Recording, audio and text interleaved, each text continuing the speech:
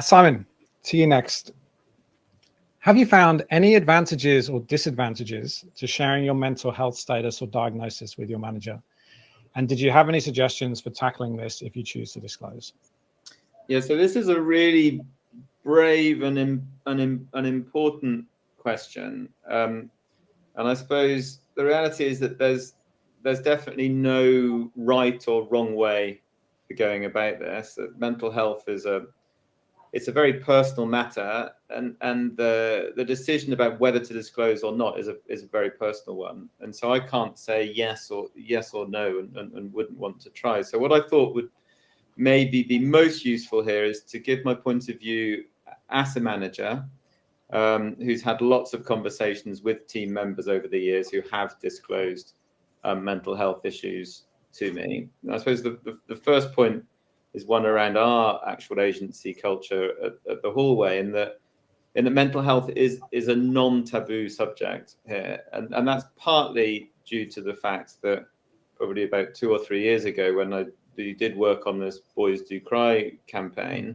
that I was actually very public when that campaign came out about sharing my own mental health journey and some of the issues I'd had with anxiety over the years. And so I think that really helped people to go, oh right, well we can talk about this stuff. And I have actually noticed since that time that people have been more open in disclosing their own mental health struggles. And I'd say one of the big benefits from a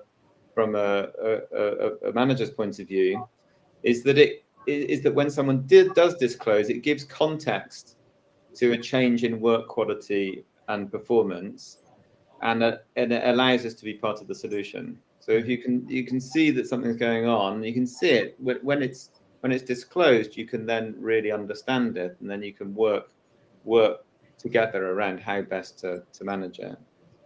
And so, yeah, knowing people's predicaments has enabled us to shape the best way to work together. There may be times that are tricky, or things that need to shift a little bit, and we can make allowances for that. And it's much, I mean, this is a logistical sort of thing, but it's much easier being open about needing to go to appointments and things.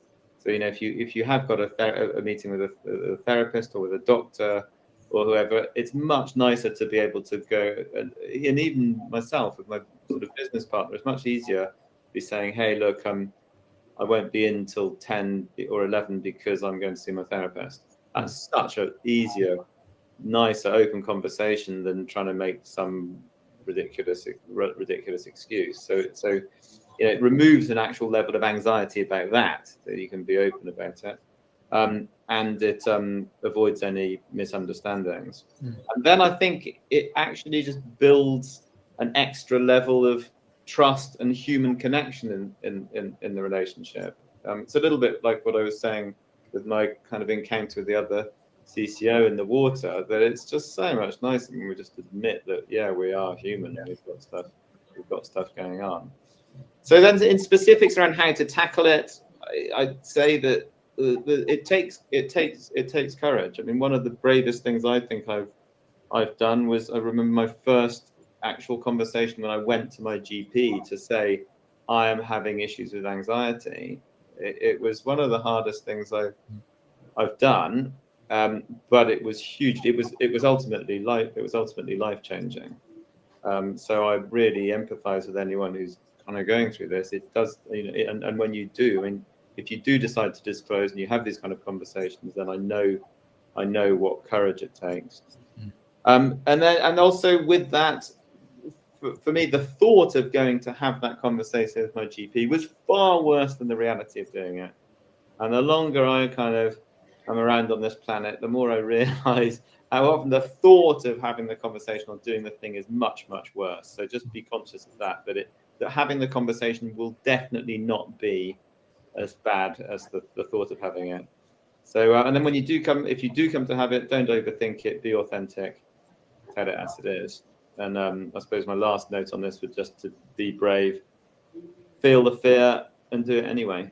And you're definitely not alone in this. There's literally hundreds of thousands, if not millions, of Australians going through what you're going through right now. So hopefully that's useful. That's brilliant. What a fantastic answer. And also, there's much more embarrassing things you're going to go to the GP for over time, believe me. Anything you want to share there, Andy? No. I think that's enough. We're recording all of this.